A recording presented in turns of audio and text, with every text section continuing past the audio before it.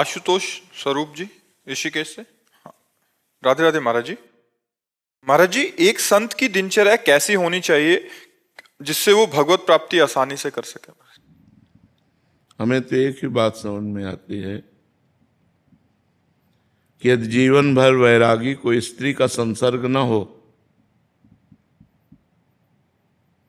और निरंतर भगवत स्मरण परायण हो, वो माया पर विजय प्राप्त कर लेगा। असंगता और स्मृति, ये दो जीवन की बहुत बड़ी पकड़ होनी चाहिए। और तो प्राय सब साधारण नियम है, 2 बजे उठ जाए, अब ये करे उस। जब जगे भगवत स्मृति, आत्मस्वरूप का चिंतन, और जब सोए तो समाधि, असंग रहे। अगर भजन ना भी बने तो कामिनी का संसर्ग ना होने पाए जीवन भर में, वो निकल जाएगा। कंचन से उतनी हानि नहीं है, क्योंकि आज आपको वैराग्य हुआ किसी महापुरुष के संसर्ग से, आपके पास करोड़ों जमा है, आप फेंक दीजिए, आप वहीं पड़े रहने दीजिए, आप यमुना में फेंक दीजिए, खत्म खेल आपका कंचन का। कीर्ति भगवत स्वरूप मान लीजिए, खत्म खेल उसका। लेकिन स्त्री संसर्ग, उस अंदर राग जो उत्पन्न होता है भोगों का, काम एश क्रोध एश रजोगुण समुद्भवा, वो न ज्ञान होने देता है और न भगवान से प्रेम होने देता है। बहुत जोर की आसक्ति इसमें होती है, विपरीत शरीर पर विशेष आकर्षण होता है, और ये जन्म जन्मांतरों से होता चला आ रहा है। तो वो दुर्वासना मम सदा परिकर्षयन्ति। तो सबसे बड़ा साधु का, जो भगवत मार्ग के पथिक का, वो सबसे बड़ा नियम असंगता। असंगोयम पुरुषा, किसी से कोई संबंध नहीं, भिक्षा मात्र शरीर पोषण के लिए। और अगर कंचन का त्यागी हो जाए तब तो कहना ही क्या है। पर आज के समय में हम इसलिए नहीं बोलते क्योंकि विचरण का जमाना नहीं रह गया। अकेले साधु या 2 विचरण करें या 3 विचरण करें तो मार डाले जा सकते हैं। तो विचरण की सलाह तो अब हम भी नहीं देंगे, और भिक्षा भी हमें शुद्ध मिलना अवश्य असंभव सा लग रहा है, क्योंकि प्रायः लोग मांस और मदिरा अंडा आदि का सेवन करने लगे। तो साधु जो पवित्र भिक्षा नहीं मिलेगी तो बुद्धि भ्रष्ट हो जाएगी। तो अब धामों का और तीर्थों का और पुरियों का ही आश्रय लेना उचित है, कि किसी पुरी या किसी धाम का आश्रय लेकर संत समुदाय के बीच में अपने जीवन को काटे। तो जीवन यापन के लिए अर्थ की अत्यंत आवश्यकता है। आज अर्थ प्रधान समय है, तो हम मांगे ना, स्वाभाविक भगवान की कृपा से जो मिल जाए उससे अपने जीवन यापन का आकाश वृत्ति से रखें कि जो हमें मिल जाए। जो बिना मांगे, जो आकाश वृत्ति उसे कहते हैं, इसका कोई नहीं, उसे आकाश वृत्ति कहते हैं। बिना मांगे भी जितने से हमारा काम चल जाए। बकाया स्त्री संसर्ग नहीं होना चाहिए। और कीर्ति तो भगवत स्वरूप मान ले तो उससे कोई प्रभाव नहीं पड़ता, क्योंकि कीर्ति उन्हीं सर्वेश्वर भगवान की हो रही है। अपना तो अगर हम दासत्व न धारण करें, उनमें भागवतिक चिन्ह न हो तो कौन प्रणाम करे। तो भागवतिक चिन्ह प्रणाम हो रहा है परमात्मा स्वरूप गुरु का, आचार्य का। मान लो जैसे हमारे आचार्य भगवान प्रकट हुए रूप धारण करके, आद्य गुरु भगवान शंकराचार्य, निम्बार्काचार्य, बड़े बड़े महापुरुषों, हम उन्हीं परंपराओं में हैं। तो ये जो हमारे तिलक हैं, जो हमारा वेश है, ये हमारे आचार्यों के द्वारा दिया हुआ है। तो जितना प्रणाम नमस्कार सब आचार्यों को जाता है। अगर विवेक से देखे तो इस पार्थिव शरीर को कौन प्रणाम करता है? उसी आत्म तत्व को सब प्रणाम कर रहे हैं। तो सब आत्मस्वरूप है, इसका कोई महत्व नहीं है। कंचन आकाश वृत्ति से जितनी आवश्यकता हो उतना।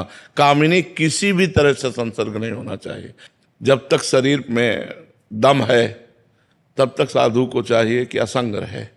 अब मरणासन में पड़े हैं तो अब वो बात अलग है, लेकिन जब तक ऐसी स्थिति नहीं है तब तक संसर्ग से दूर रहने। पक्का 100% चूक हो जाएगी, चूक हो ही जाएगी, चाहे जितना बुद्धिमान हो और चाहे जितनी अवस्था का हो। इस पर हम मानने के लिए तैयार नहीं, क्योंकि जब तक भगवत प्राप्ति नहीं होती, आत्मस्वरूप का बोध नहीं हो जाता, तब तक एक भूख रहती कि कोई तो अपना हो, कोई तो हमें आदर दे, कोई तो प्यार करे, कोई तो अपना कहे। यही फंसा देती है भूख शिष्य में, जैसे पुत्र में फंसा देती है, ऐसे शिष्य में फंसा देती है। अब पुनः उस स्थिति को संभाल करके चलना किसी विवेकवान साधक की बात है, नहीं तो बस जीवन भर असंग रहे, पड़ा रहे, पड़े पड़े सिद्ध हो जाएगा। ये मार्ग ऐसा है, पड़े पड़े सिद्ध हो जाएगा। बस असंग रहे, माताओं बहनों को दूर से बात करे, दूर से व्यवहार रखे, अपने नजदीक वाला एकांत वाला कोई चैप्टर न रहे, तो हमें लगता है कि बहुत सुंदर जीवन साधु का जीवन हो जाए। हमारी कमजोरी अभी पूरी नहीं हुई, जब तक पूरी नहीं होगी तब तक हम असंग रहेंगे। और जब सर्वम खलमिदम ब्रह्म नेना नास्ति किंचन, तो वासना रही नहीं गई। जो आत्माराम पुरुष हैं उनमें कभी अंकुरण विषय का नहीं होता। नहीं स्वात्मारामम विषय मृग तृष्णाम भ्रमयति, आत्माराम पुरुष कभी विषय मृग तृष्णा में भ्रमित नहीं होते। जैसे भुने हुए चने को चाहे जितना खाद पानी लगा दो अंकुरण नहीं हो सकता, ऐसे जो सिद्ध महापुरुष हैं वो चाहे जिस सभा में बैठे हो, चाहे जहाँ हो, चाहे एकांत हो, चाहे समाज में हो, कोई फर्क नहीं पड़ता। लेकिन ये बातें केवल हैं, जब तक स्थिति नहीं आएगी तब तक गिरने में देर नहीं लगेगी। इसलिए हमें लगता है साधु की सबसे बड़ी दिनचर्या असंगता होनी चाहिए।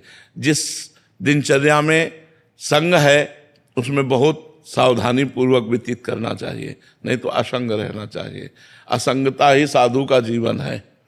जय बजे उठे, बस पहला सूत्र दिमाग में डाल ले कि मुझे आज दिन भर असंग रहना है और भगवत चिंतन परायण रहना है। बस भिक्षा, जैसे आकाश वृत्ति या मधुकरी वृत्ति, यही पवित्र वृत्तियां हैं। आकाश वृत्ति में जो सामने आ गया वो पा लेंगे, नहीं आया तो नहीं पाएंगे। माधुकरी वृत्ति में 4-5 घरों में मांग करके पा लेंगे। तो साधु की यही वृत्तियां हैं।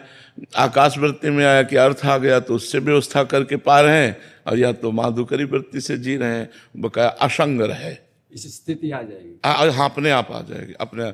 जैसे नर्मदा जी का हर पत्थर शंकर जी बनी जाता है, गंडकी नदी में हर पत्थर शालिग्राम हो जाता है, ऐसे आचार्य परंपरा का जुड़ा हुआ संत वो सिद्ध हो ही जाएगा। बस असंग रहे, पड़े पड़े सिद्ध हो जाएगा। असंगता ही तो भाई हम फंसे कहाँ हैं, संग में ही तो फंसे हैं। असंगता ही हमारा स्वरूप है। पहले धीरे धीरे बाह्य असंगता, फिर आंतरिक असंगता आ जाएगी। अपने शरीर से भी असंग हो गया तो स्वरूप बोध हो गया उसको। और असंगता और स्मरण, जो गुरुजनों ने मंत्र नाम दिया है, हर समय उसका स्मरण चलता रहे। बस 2 ही बातें खास है, और तो सब सिद्धांत ही है। साधु को जब मनावे तब सो जाए, जब मनावे तब जग जाए। असंग रहे, भगवत स्मरण परायण रहे, बस। अब वो पड़ा भी है तो निद्रा समाधि स्थिति, वो भगवान के स्वरूप में पड़ा हुआ, कोई संसार में थोड़ी पड़ा हुआ है। मतलब साधु है तो पड़ा हुआ तो अपने स्वरूप में पड़ा हुआ है, निद्रा समाधि स्थिति। बड़ा मस्त जीवन है, बस असंगता। अगर संग नहीं तो विक्षेप नाम की चीज नहीं है। हमारा अखंड स्मरण, हमारा अखंड भगवत्तार चलेगा, वो बस केवल असंगता ही।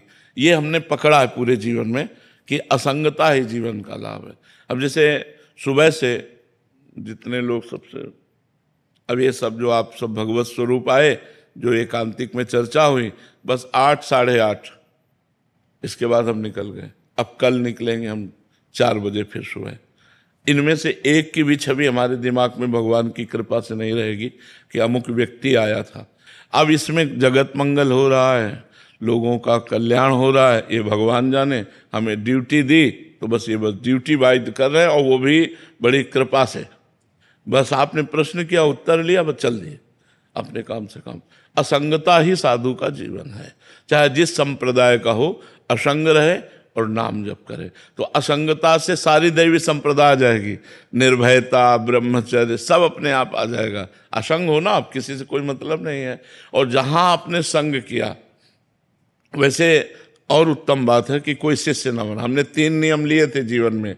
अगर कोई शिष्य हो वो माने ही ना कि हमें तो आप ही गुरु के रूप में स्वीकार कर, आज्ञा का पालन करो, आज्ञा का पालन करो। हम तुम्हें सतमार्ग का उपदेश करते हैं। आज्ञा का पालन करे तो स्वीकार कर सकते। हाँ, आज्ञा का पालन करो, और हम बहुत काल तक देखेंगे आप हमारी आज्ञा में हैं तो हम आपको फिर सतमार्ग बता देंगे। गुरु तो आदि गुरु भगवान शंकराचार्य हैं, आप उन्हीं को गुरु मानिए, हम आपको मार्ग बता देते हैं। तो बहुत निरपेक्षता से ही निकला जा सकता है, नहीं तो फंस जाता है। तो अब वही निर्वाह करते हैं। सदगुरुदेव भगवान ने आज्ञा करी शिष्य बनाओ, तो वो नियम टूट गया। नहीं, 3 नियम जीवन में लिए थे कि न कहीं बैंक बैलेंस करना है कभी, न कभी कोई जमीन जायदाद होनी है, न कभी कोई शिष्य होना है, बस ऐसे। पर अपने हरि नर सोची नहीं होत है, हरि सोची तत्काल, बल चाहा आकाश को प्रभु भेज दिल पाता। तो उनका खेल चलता है। नहीं तो ये यश कीर्ति सम्मानम कल्याति घोर गर्णम नीचापमानम सुधा, ये यश कीर्ति बहुत अच्छी चीज नहीं। जिसको कामना हो मन में कि हमारा भी नाम हो, तो मत कामना करना, नहीं भगवान फंसा देंगे। भगवान से मनावे कि मेरा कभी यश ना हो। अच्छा लगता है जब लोग नमस्कार प्रणाम करते हैं, लेकिन ये अच्छा लगना ही जीवत्व को पुष्ट करना है, देहाभिमान को पुष्ट करना है, संसार की सत्यता को पुष्ट करना है। और जबकि हमें ये अनुभव करना है ब्रह्म सत्यम जगन मिथ्या, ये सब नाटक है माया का, ये सब भ्रम है, बहुत बड़ा भ्रम है। तो बाबा हम जैसे तो पानी होते, आदमी होते तो बस इसीलिए ये स्वीकार किए हैं, अगर एक भी जीव भगवान में लग जाता है तो हमारा साधु बनना सार्थक हो गया। एक भी जीव भूल कर जो संसार में लगे हैं, मदिरा छोड़ दे, मांस छोड़ दें, गंदी बातें छोड़ दें, भगवान का नाम जपने लगे, तो हमारा जीवन सार्थक हो गया। बस इसी बात से बकाया यश कीर्ति अच्छी चीज नहीं, सम्मानम कल्याति घोर गर्णम नीचापमानम सुधा। आपने प्रवचन में नाम का बहुत महत्व बताया, तो कौन से नाम को हमको लेना चाहिए, हमारी शंका रहती है।